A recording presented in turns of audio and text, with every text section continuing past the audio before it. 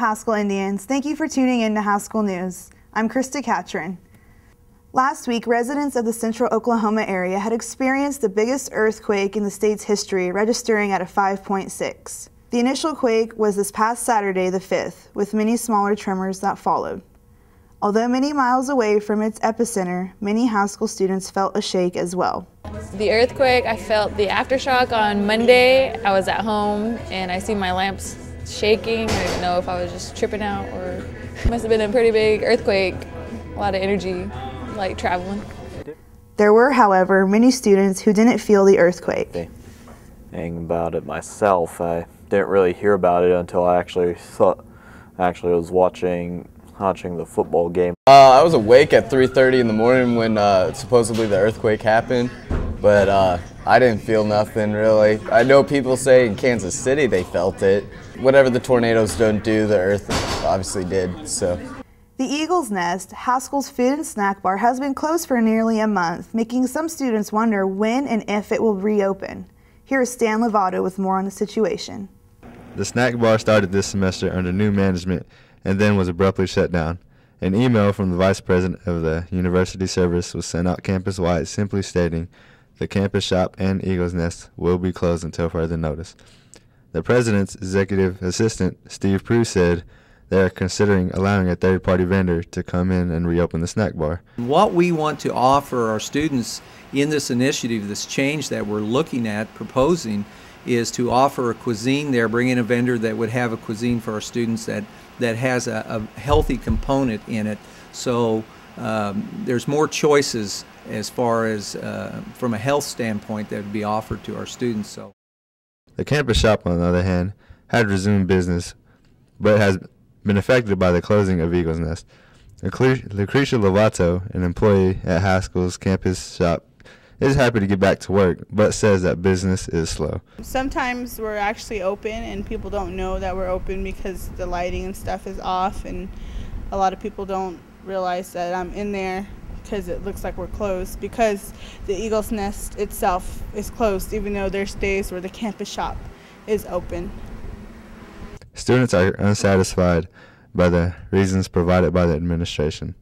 It's kind of unfortunate to see that another party is coming into Haskell, because that money isn't necessarily going to come back into Haskell as much as the Eagle's Nest would. And with that, students losing jobs, losing the ability. But me, first and foremost, I personally believe that no matter where you go, there's going to be a healthy and unhealthy selection of food. So as far as closing it down because of that, I think that is just a ridiculous notion and a ridiculous reason to close any entity down here on campus, especially if it's for the students and the community. Steve Prue did not have an exact date for when the Eagle's Nest will reopen, but promised to let students know as soon as possible. But with the semester coming to an end, its probability will not be until next year. This is Stan Lovato with Haskell News. It's been at least a decade since Haskell has implemented a new degree program. Here's Emilio Alvo with more on the story. The Interdisciplinary Liberal Studies program is currently in the beginning phases of being approved. The degree is designed so that a student would be able to take 15 credits in 3 tracks. Initially we're offering 4 tracks, one in American Indian Studies, one in Environmental Science, one in Business, and one in Communications. Dr. Smokey McKinney, a principal investigator, says that they need input from students. From students is feedback. We need students to take a look at the degree as we've designed it so far, give us feedback and help us to shape it into something that's really strong. We really need to know whether students want the degree. Haskell students agree that a new area of study is needed. I feel like any program that they get that is going to help further the education will be good and beneficial, no matter what it may be, whether it's interdisciplinary or something else they decide to bring in. Students and faculty are encouraged to attend future meetings to discuss further ideas and concerns regarding this new degree. This is Amelia Alva, Haskell News. The Haskell Cross Country team hosted the regional qualifier here at Billy Mills Trail on Haskell campus. The day was windy and cold, but that didn't stop Haskell runners Thomas Zuni, Brandon Wallace, and Talissa Butter from placing in the top 5. In the women's 5K race, Candace Yazzie of the second team All-Conference had finished 14th with a time of 22:22. Butter had placed first with a time of 19:34, securing a spot for her in the national race. Butter had also received the 2011 Newcomer Award. Pretty excited right now. I'm going with my other teammates, and it's like the first time to go, so yeah. Haskell's men's team did an outstanding job as two runners took first and second in the men's 8K race. Wallace, with a time of 27:49, finished second, and Zuni, with a time of 27:12, took the #1 spot. For second team All-Conference, Cordray White Dog had finished 10th place overall. As a team, Haskell men placed second and the women placed 4th. I felt pretty good at the race today. It's pretty windy, but there's a lot exciting. Talissa Butter, Brandon Wallace, and Thomas Zuni have all qualified for the NAIA National Cross Country Championships in Vancouver, Washington on November 19th.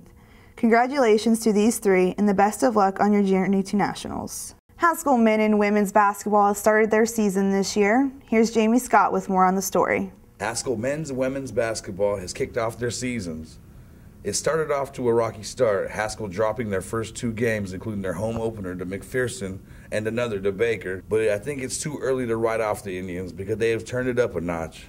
They are 3-1 on the road and coming off a 3-0 week, beating Tabor, Ottawa, and Southwest College. They have changed the tune. Pretty sure that we're all gonna start gelling together, and once we get everyone eligible to play, that we're gonna be very well off. Haskell is starting to gel, man. We're starting to come together. We're starting to really take this to another level. We're starting to just play as one. We're starting to know each other's games, and we're gonna shock some people. Brady Fairbanks was named the MCAC Player of the Week, averaging 20.7 points, 9.3 rebounds, and 3.7 assists.